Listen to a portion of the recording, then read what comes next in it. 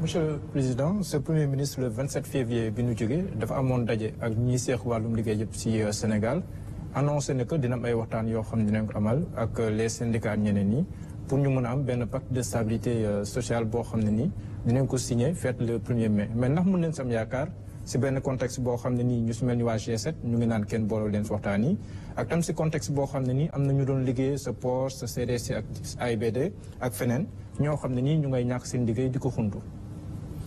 D'abord ci contexte ñàkkum liggéey bi contrat tamit contrat la ñun bu ñu ci lu ñu nekk di ci liggéey surtout mooy fexe ba ndaw Sénégal fu mu mën di nekk déjà am lu mu mën a liggéey parce que am formé nañu ko ci waaye tamit am offre bi nga xamante ne mën na ci répondre kon képp ku ñu gis mu ñàkk liggéeyam rek lu ñu metti la ndax xam nañu amoon revenu tàmm ko kenn xamalu la nga jàppale sa bopp jàppale sa njaboot boo ko ñàkkee jafe-jafe yi ngay tàbb nu mu métti loolu comprendre nañ ko bu baax. raxul politique. J'arrive sur la réponse après appréciation yi ku ci nekk libre na pour def ko ñiñ fi fekk du ñun ñoo leen recruter en termes de régime mais nguuru Sénégal moo leen recruter ñu signé ay contrat ñoom ñu signé ne que liggéey gii ñu leen jël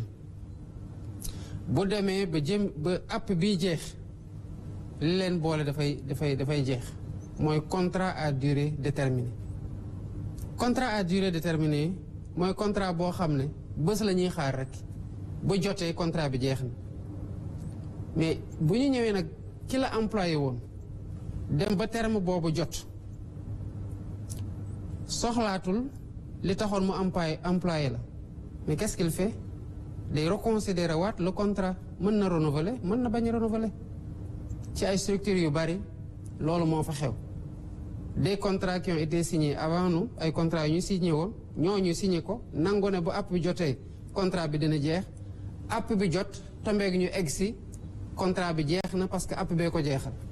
ñooñu renouveler wuñu lan moo ko waral ci structure yu bari dañoo recruter loo xamante ne en fait structure bi soxlawu ko te sénégalais yi foog ñu xam ne loolu loraange lay jur ci réew mi loraange boobu du teguwaat ci ñoom dama lay jox rek un cas très patent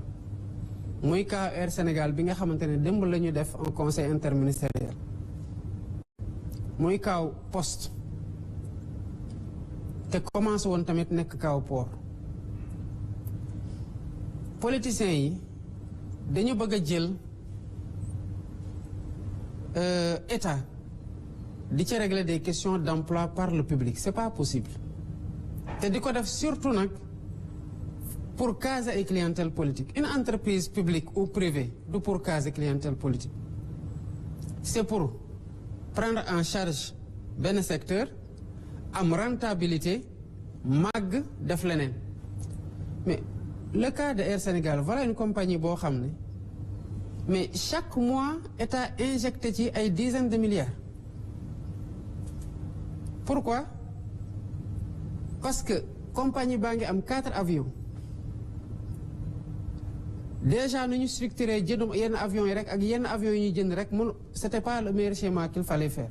jënduñu avions yi war nuñ ko jëndee baaxul jëndoon avions yi ba pare yenn yi naawul pendant que naawul ñu dem di louer yeneen avion pour affréter vol yi nga xamante ne avion yi naawul waroon nañ ko kii te dara jotu leen et à côté nag chaque jour ñu ne ñu déficit am na dañuy waaj a saisir avion yi avion yaa ngi am ay retard ñu ngi am ay nangam naka la ñuy def état obligé intervenir pour compenser loolu mais fu ñu amee 4 avions Côte d'Ivoire am 11 avions Askai am 12 avions ñun ñoo leen ëppale ay employés ëppale leen ay hôtesse de l'air fuuf mais pour lan pour régler le problème d'une centaine ou de 200 personnes 600 personnes maximum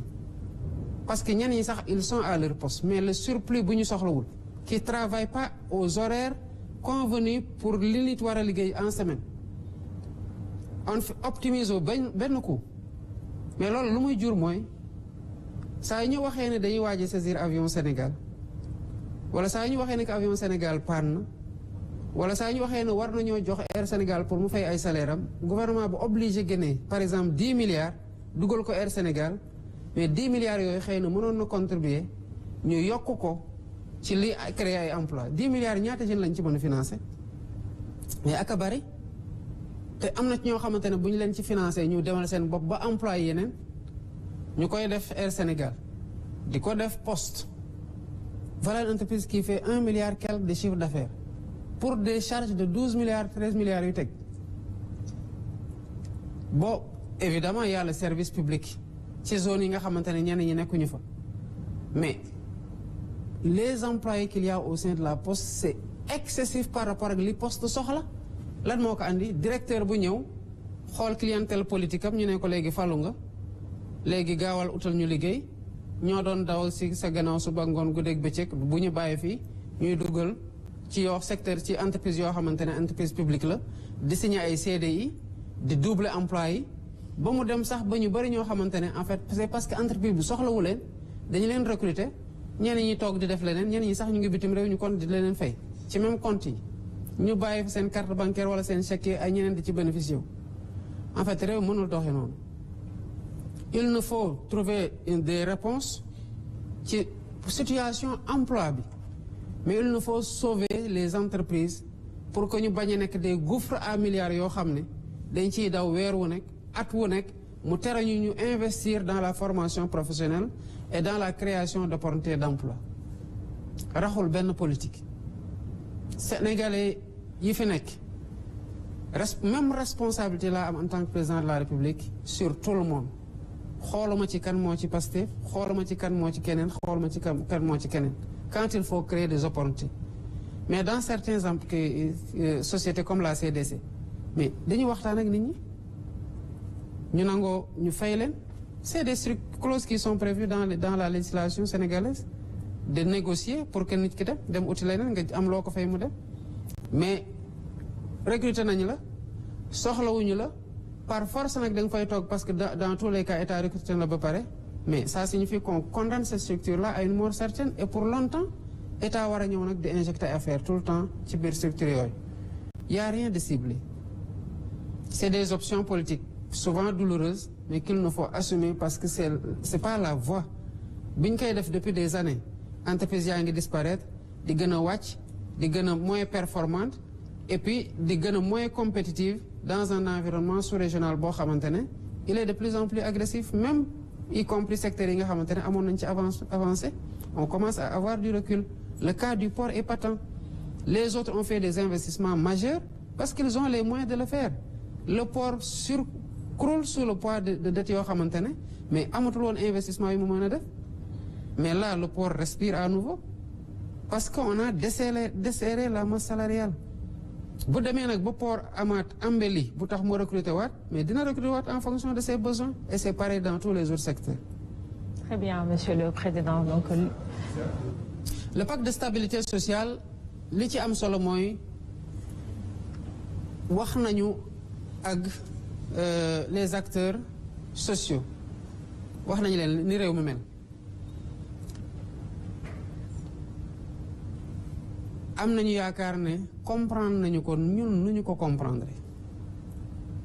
te gis nañu ñu bari ñoo xamante ne désactivé nañu par rapport ak plateforme revendicative yi ñu amoon ñu ngi waxtaan am naa yaakaar ci waxtaan bu ñu waxtaan ñëpp nañ ci gis seen bopp ba ñu mën a mayante diir goo xamante ne du ñu am contre performance yoo xamante ne dafay jóge ci man mer naa banque naa sama yoxo parce que fii réew mi toll mais lu ñu war mooy bu ñu doon liggéey ñaari waxtu ñu liggéey ñeenti waxtu pour dabu mais pas war a liggéey ñaari waxtu banque suñu loxo benn waxtu ne dañoo mer il faut que ñu régler suñu problème bëgg nañoo répondre aux revendications des syndicats bëgg nañoo répondre aux revendications ou aux sollicitations d'autres acteurs yi nga xam te ñoom la ñuy seqal mbir mi mais quand c'est impossible bu mënul nekk en fait même bu ñu tëjee entreprise yi 1 an mënul nekk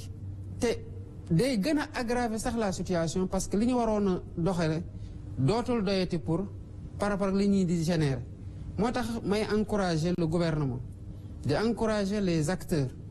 à ce que ñu waxtaan dans la sérénité te jël Sénégal teg ko ci kanam dans la vérité pour fexe am des consensus forts mais qui sont aussi progressistes man syndicaliste laa woon su ma déggee syndicaliste di def yenn revendication xam naa lu ci maandu ak lu ci jaadu ak lu ci jaadu. Très bien. xam naa li ma ci mën en tant que président de la République et avec gouvernement bi xam naa lu ñu ci mënul lu ñu ci mën nañ ko def nañ def sax lu ñu mënul mais dafa am foo xam te ne bu fa eggee ñu ne leen lii c'est impossible te mënuñu def ay contorsion budgétaire ba jël ko en charge noonu lañ leen koy waxee buñ ko comprendre le Sénégal ne s'en portera que mieux mais buñ ko comprendre ñun ñëppay am jafe-jafe. am na solo loolu monsieur le président dañuy jàll ci beneen pàcc bi nga xamante ne la ñu jagle